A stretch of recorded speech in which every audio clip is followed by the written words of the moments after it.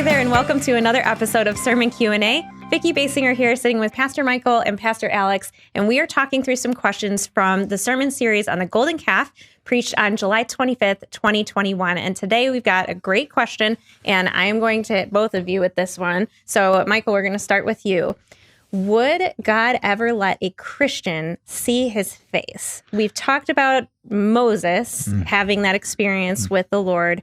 So would God ever let a New Testament or New Covenant or now Christian see his face?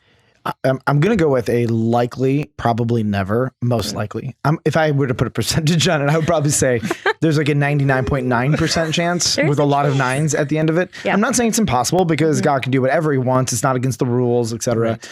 So I think we have to remember when God and Moses were together, they were having conversations. There's a Hebrew euphemism that talked about they were friends who spoke face to face. But then Moses is like, show me your glory. And God's like, oh, well, that's like, I mean, I can only show you my back in passing go in the cleft of a rock. So it's a euphemism, meaning they spoke with such candor and authenticity to each other in a way that really God had never spoken with anybody. Well, you fast forward to the New Testament, and you have a couple interesting circumstances. So you have the Apostle John, who got visions. The book of Revelation was written, but a vision is different than the physical kind of presence, you know?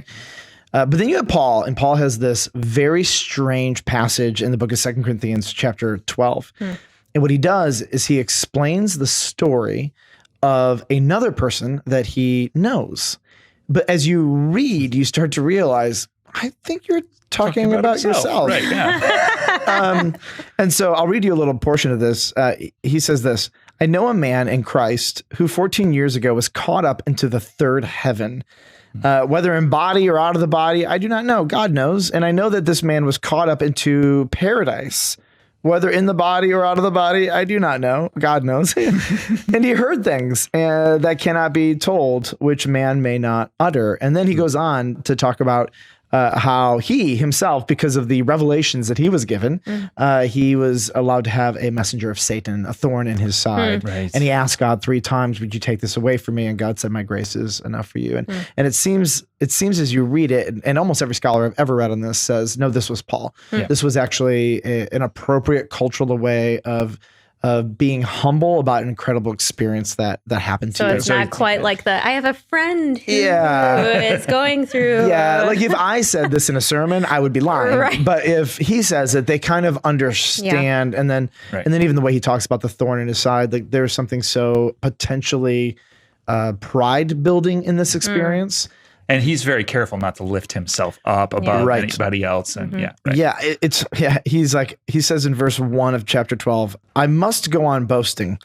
Though there is nothing to be gained by it, I will go on to visions and revelations of the Lord. And it's interesting, but then he's like, but I can't boast too much. Right. But let's be honest, Alex, if you got this happened to me, I'm like, gosh, right. I would have to let you know that something this was a real thing that happened. I would call you right away and be like, bro, first heaven, sky, second heaven, stars, third heaven. I was in the third heaven. That's crazy. And you would say to me what? You're insane, right? So, I would say there's a 99.999. How much NyQuil? How much NyQuil have you had, That's Michael? right. It was the whole thing. Yeah. So you have to remember with Paul, you got to remember with John that God gave the apostles certain experiences and abilities. They had the ability to do signs, wonders, miracles, all this stuff, so that their ministry as foundation building for the church could be laid, could be validated. How do you know whether or not you're a true apostle, false apostle? Well, you can do signs, wonders, miracles, healings, all that kind of stuff. And this was another one of those things that I do think the apostles had a different opportunity to see things.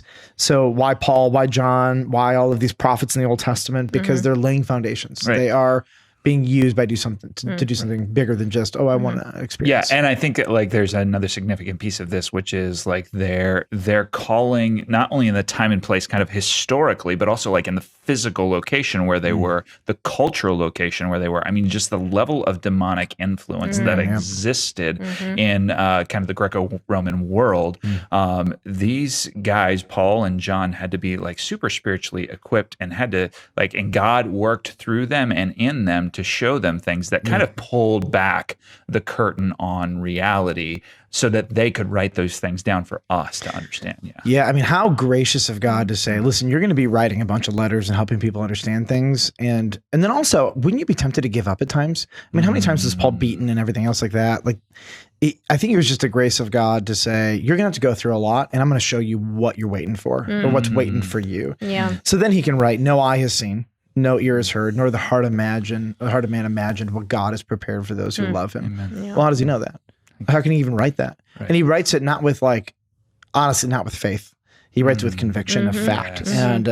And that's only because of the revelation. So to answer the question, I would like to hear your position. I would say almost certainly not, but he could. But he won't.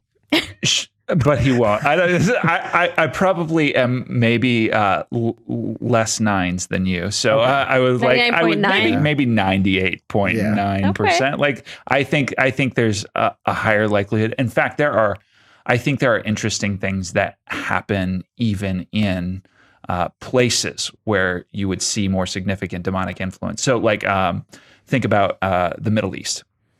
And just the level of the Spirit's work in Christians in that place to give visions of Jesus. How many Muslims who are there in those places come to Jesus not because somebody shared the gospel with them initially, not because somebody gave them a Bible. No, they came to Jesus because Jesus showed up to them in a dream, and they were like, oh goodness, like I guess I better go to the church in my town and ask somebody what this means. Okay, so we're talking vision or dreams. My probability is way with less. Dreams, lower on dreams. Yeah, lower on dreams. Sure. But if we're talking literally face to face, like face to face, yeah, and that's legit. Yeah, I'm going to say 99%. Okay, yeah, and I think I would be there with you to see for an experience like what Paul had.